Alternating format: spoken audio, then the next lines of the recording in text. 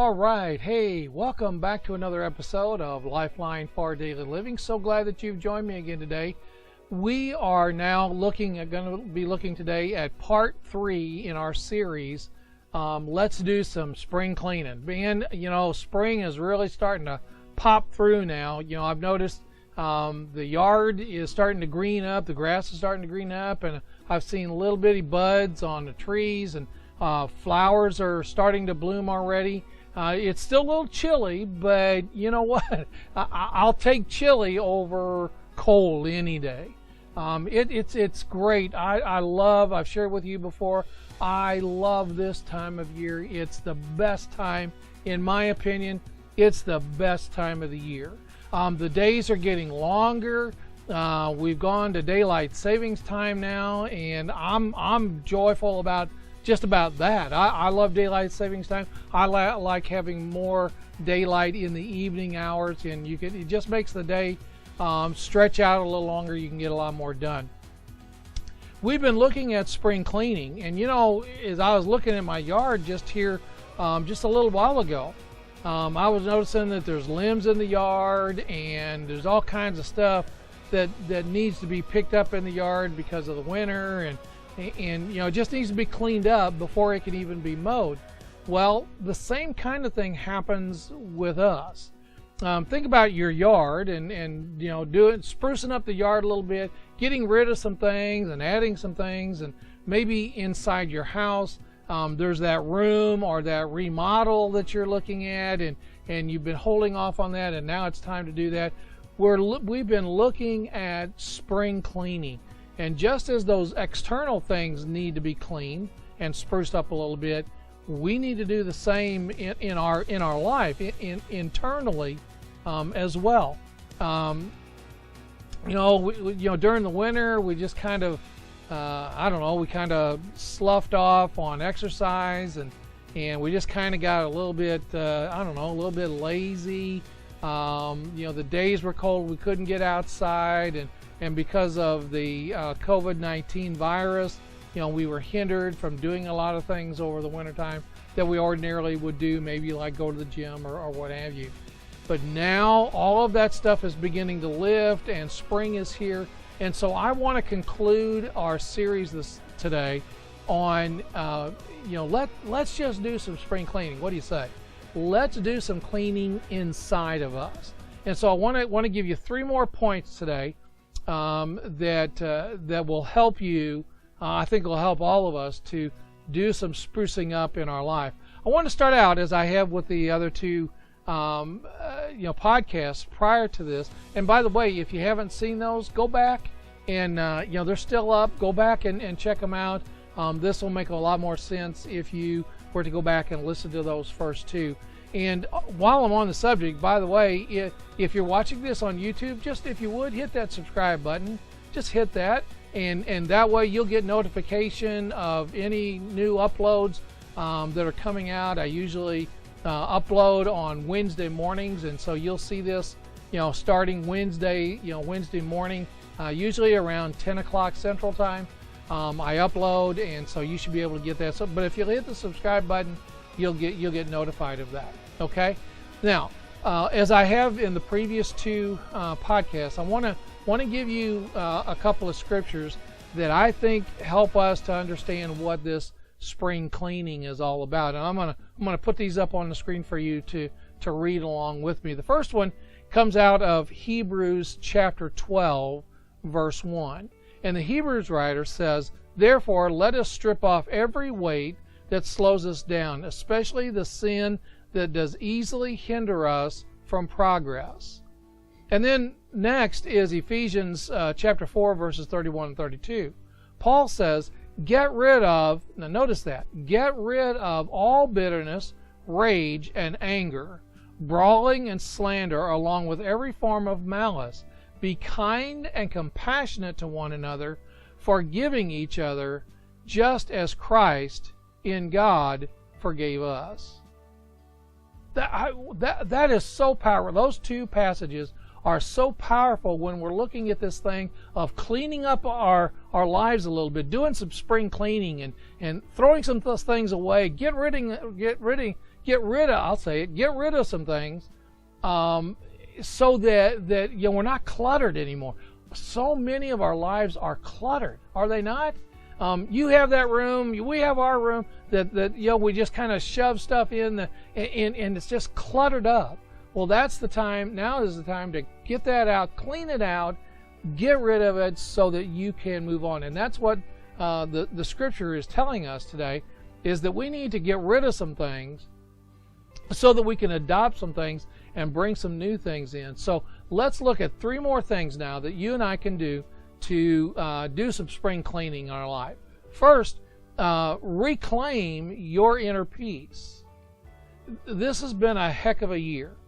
I mean, 2020 will go down as one of the hardest years that any of us have ever had. Things that were unpredictable, things that we took for granted, we couldn't do. Things like, just going and visiting with friends and families, we couldn't do because we didn't know what the virus was like early on and what the damage it would do and how it was spread and all that kind of stuff. And so we were hindered from doing a lot of things. That caused a lot of upheaval. Are you aware that anxiety, people complaining of anxiety and seeking medication from their physician to deal with anxiety has shot through the roof? Depression, suicide among teens even has spiked to an all-time high because people are in such upheaval about what's going on. One day we're told this, the next day we're told this. One medical person tells us this, another medical person tells us that. Should we wear a mask? Should we not wear a mask? Should we stay away? Should we not? All this kind of stuff that is so contradictory at times leaves us with being unsettled internally.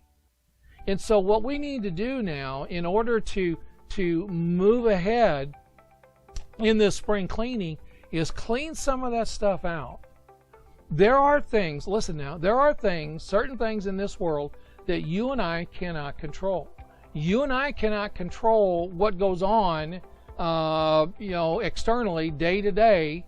We can't control, we can't predict that. We might say, well, I'm going to plan on doing this and this and this.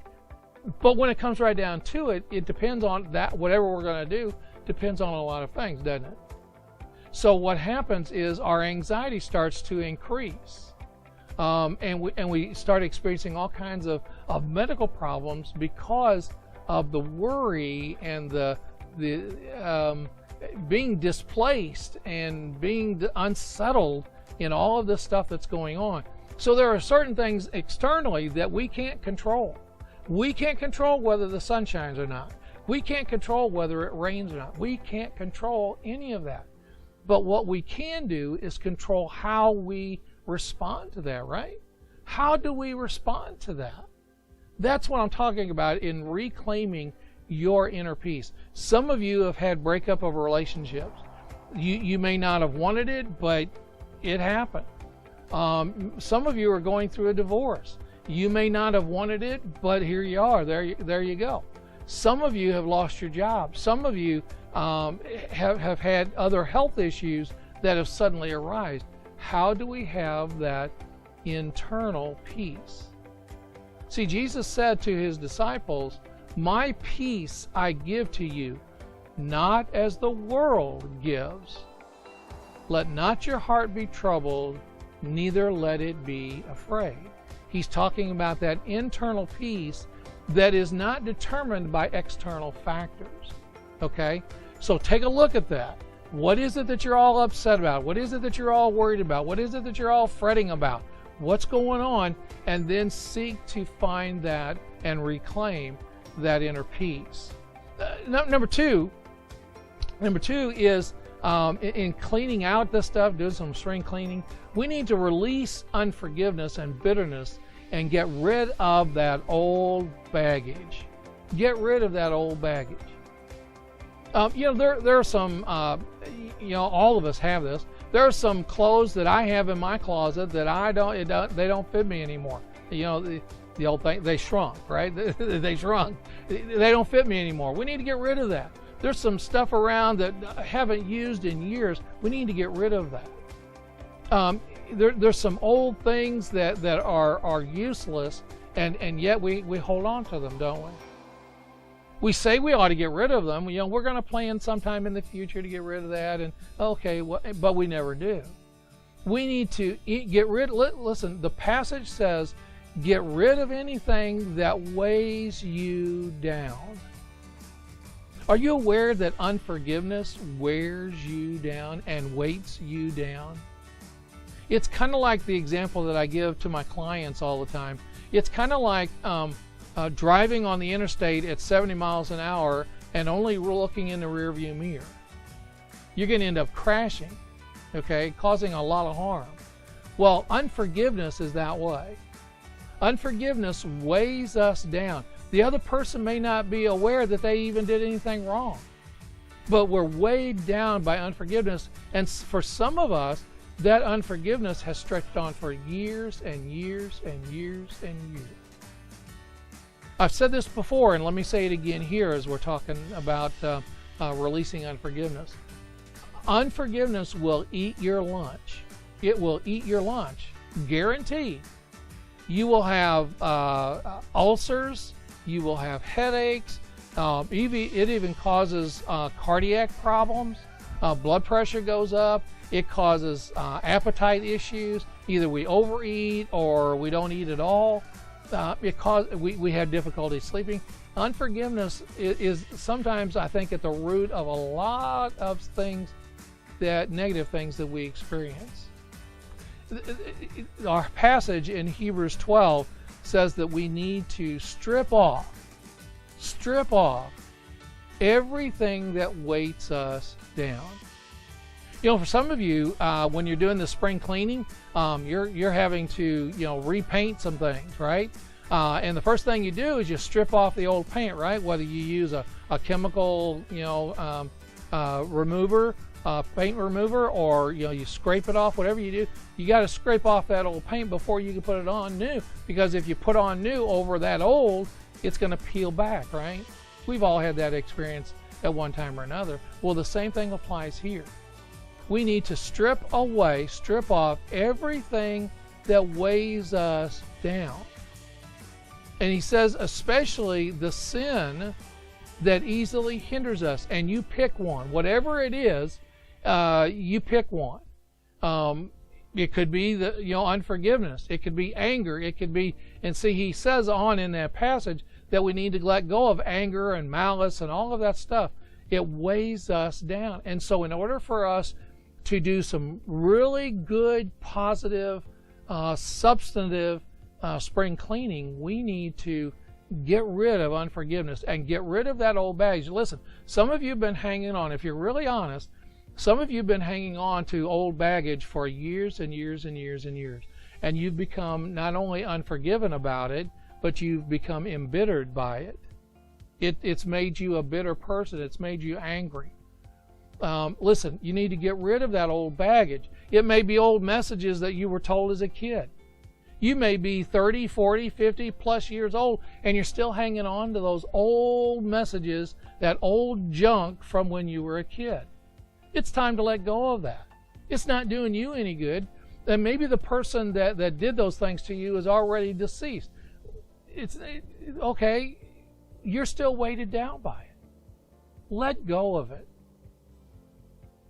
It easily weighs us down. And in order for us to run this race of life, in order for us to live a good, positive, healthy life, we need to let go of some things and let go of old baggage. And finally is that we need to buff up, if you will, our emotional intelligence. Now, what in the world do I mean by emotional intelligence? What I'm talking about is emotional maturity. Look, you and I know people, adults, who are emotionally immature. Okay? And just immediately when I said that, you got somebody in mind, right? Could be a spouse, could be a family member, could be a coworker, could be your supervisor, could be anybody. But what I'm talking about is emotional immaturity that simply says, I have to be in control of everything and everyone, and I'm not in control of my emotions. You make me so mad. You make me so angry. My negative behavior is because of what you did or didn't do, what you said or didn't say. That's emotional immaturity. So what am I talking about when I'm talking about emotional maturity? Well, things like thinking before you act. Okay? Thinking before you act. Take a breath. Take a step back. And before you launch out in a tirade of some kind, or before you strike out at someone because of assumptions, check your facts, take a break, take a minute, and think about the impact of what you're getting ready to do. The next thing is to have patience. Now, immediately when I say that, you're probably going to say, well, gee, I don't have any patience. I tell people, jokingly, but yet not, be careful when you pray for patience, because God will provide those situations, circumstances, and people that will try your patience. But see, emotionally mature people are able to wait. They don't need immediate gratification. They're able to wait. Patience. Be honest. Be honest and be a principled person. That's emotional intelligence. That's emotional maturity. Have principles. We talked about values a couple of podcasts ago. Know those core values and practice those core values. Practice positive. What I would suggest is biblical principles. And then, I think one thing, and this is a difficult one, but I think one thing that you and I should do more to reach emotional maturity is 2 words. You ready? 2 words. I'm sorry. Oh, wow. Oh, some of you just said, even when I said it, some of you just said, well, I'm not going to do that. I don't have anything to be sorry about. Well, look at it. Look at it. If you're at odds with somebody, somehow or another, you contributed to that. It may not be all on you. The other person shares in that as well, but you have a part in that. Emotional intelligence, or emotional maturity, is willing to humbly say, when you are wrong, to say, I was wrong. I'm sorry. I'm sorry. That's tough. But in order for you and I to really clean out and do some spring cleaning, we need to look at emotional intelligence, emotional maturity, and deal with that full on, face on, honestly, and humbly deal with where are we at on the emotional maturity level. Where are we at there? Okay? Now, let me just kind of wrap some things up here, okay? We've looked at a number of passages during these last 3 weeks in this series, and I'm not going to go back and recount them, but just simply to say that if you haven't watched the other 2 podcasts, I strongly encourage you to go back and not read those, but listen to those, watch those, so that you'll get the full impact of what I'm talking about as far as spring cleaning. Okay, there's several in there. There's 9 altogether. I've looked at 3 each week, so there's 9 altogether, and I want to encourage you to do that. But I want you to, starting to do spring cleanup, it can be a daunting task. I just went out this morning and looked at the yard and looked at all that I have to do, and it's a daunting task. I'm in the middle of doing a remodel in one of our bathrooms, and it's a daunting task, having to figure out everything and figure out all the supplies that I need and how am I going to do this and so on and so on. It's a daunting task. But I tell you what, if you take it step by step by step in the outline that I have provided for you in these 3 podcasts, if you will do that, it boils it down very simply, so that you take a step by step by step process. It's going to be a daunting task. I'm honest with that. It's going to be difficult, but you can do it. I know you can do it. Okay? And so I want to encourage you right now, figure out, determine what you need to do as far as spring cleaning in your life, and begin to be intentional about doing that. you want to lose weight, right? If you want to lose weight, you can't sit on your couch and be eating bonbons and potato chips and junk food and say, oh gee, I think I got to lose weight, and keep eating that stuff. No, you need to get up, exercise, eat right, sleep right. You have to be intentional about that. Same thing applies here. This is no different. No different.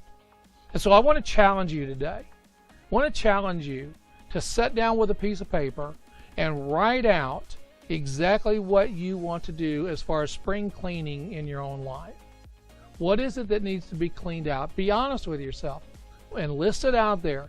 The power of the written word is indescribable. It has a lot of power. And so write some things out. Journal. As you begin this process, write in your journal every single day. Write in your journal how you're cleaning this out and you're cleaning that out. And sooner or later, okay, before long, you will have a brand new, revitalized, cleaned out kind of life. And you can live life with excitement and enthusiasm. You can get up the next day and basically say, this is the day that the Lord has made, and I will rejoice and be glad in it. I want to thank you for tuning in to this episode today, as we've looked at several things as far as spring cleaning. If something I have said has kind of maybe caused you to have some questions, or maybe you need some assistance with doing this, there's two ways that you can contact me. By phone, my office phone is 573-732-4575, or you can email me. My email address is lifelineonline@hotmail.com. lifelineonline@hotmail.com. I'd love to hear from you. I'd love to be able to sit down and talk with you further about these tips that I've given you over the last 3 weeks, and more specifics on how you can do spring cleaning in your life. Thanks for tuning in, and I'll see you right here next time on Lifeline for Daily Living.